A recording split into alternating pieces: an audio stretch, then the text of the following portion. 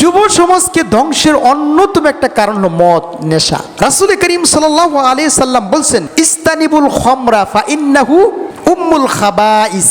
মদটা হলো সকল পাপের, অশ্লীলতার মা।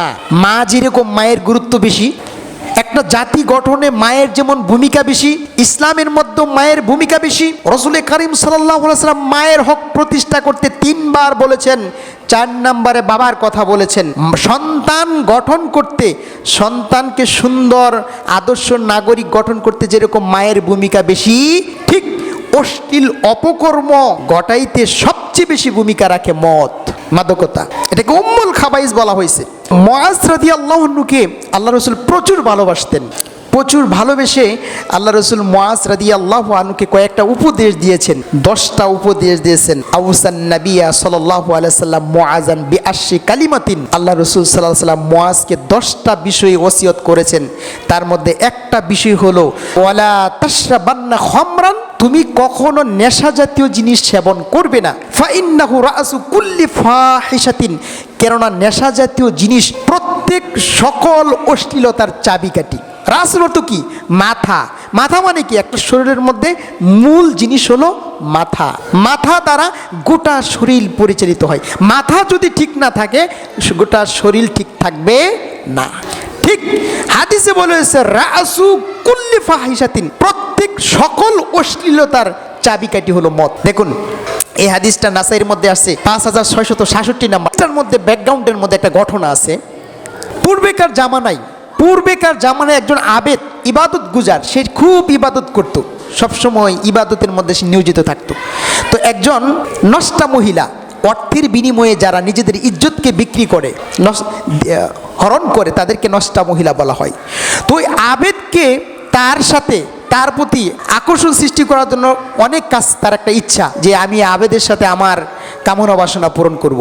তো ওই নষ্টা মহিলা একজন দাসীকে নিযুক্ত করলো, বলল যে তুমি আবেদের কাছে যাও, তুমি একটা খবর পৌঁছাও, তাকে ডেকে নিয়ে আসো, তার সাক্ষীর প্রয়োজন আছে। মানে একটা ভিন্ন একটা কারণ দেখিয়ে দাসীকে পাঠাইছে। তো দাসী ওই আবেদের কাছে গিয়ে খবরটা দিছে। তো দাসীর সাথে যখন আবেদ চলে আসছে, ইবাদত গুজার লোকটি চলে এসে যে কামরাতে প্রবেশ করতে, হুজরাতে করে, তো পিছন দিক থেকে প্রবেশ করার সাথে সাথে দরজাটা বন্ধ করে দিছে। এখন দরজাটা বন্ধ করে দিছে, দেওয়ার পরে ওই যে নষ্টা মহিলা, সে তার কাছে সে একত্রিত করছে, করার পরে জিজ্ঞেস করছে, আসলে আপনাকে কোনো সাক্ষী দেওয়ার জন্য আমি ডাকি নাই, আমি ডেকেছি যে উদ্দেশ্যে আপনি আমার সাথে সহবাস করবেন, আপনার সাথে আমি মিলন করব, আমার উদ্দেশ্যকে আমি হাসিল করব।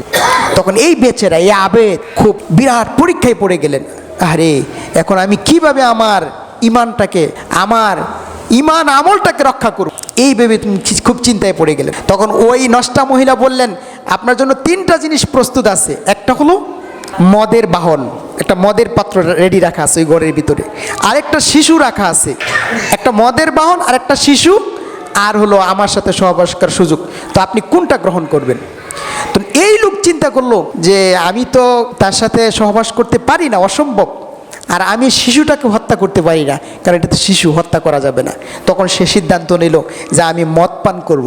দেখুন তার সিদ্ধান্ত, চিন্তাটা হলো তার বিবেক দ্বারা, যে আমি যদি মদ পান করি তাহলে কিছুক্ষণ হয়তো বা আমি আবুল তাবুল বলবো, একসময় আমার মাথা ঠিক হয়ে যাবে, এজন্য সে এই চিন্তা করে মদ পান শুরু করলো। হাদিসে আসছে এক পর্যায়ে এই লোকটা মদ পান করার কারণে তার মাথা নষ্ট হয়ে গেছে, মানে তার একেবারে ব্রেন ঠিক নাই।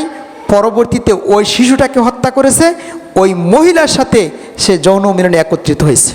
নাসাইর মধ্যে হাদিসটা আসছে।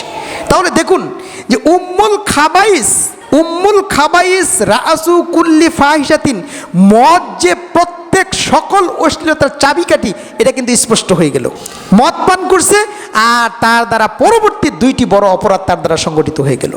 সম্মানিত উপস্থিতি, আজকে যুব সমাজ মাদকের মধ্যে জড়িয়ে পড়েছে একেবারে তৃণমূল পর্যায়ে। আগে শোনা যায় তো শহরে এগুলো হয়, এখন গ্রামে তৃণমূল পর্যায়ে নাম চেঞ্জ হয়েছে, এক এক নামে এক একভাবে পাওয়া যায়। ওগুলো আমি নিয়ে গেলাম।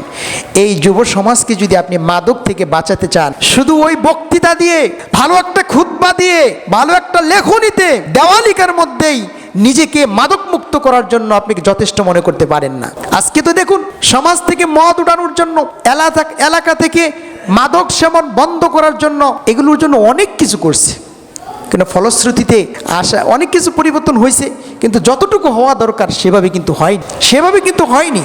এই জন্য মাদক দ্রব্য সরবরাহ বা মাদক সেবন সমাজ থেকে যদি উঠাতে হয়, তাহলে আমাদের কি আমরা যারা অভিভাবক আছি, আমরা যারা এখানে বড়রা যারা এসেছি, আমাদেরও কিছু কর্মসূচি গ্রহণ করতে হবে, আমাদের কিছু দায়িত্ব পালন করতে হবে। শুধু বক্তৃতার মধ্যে, লেখনের মধ্যেই যথেষ্ট না। তার মধ্য থেকে এই মাদক মুক্ত সমাজ গঠন করতে গেলে আমি আজকে 10টি টিপসের কথা বলবো আপনাদেরকে। 10টি টিপস।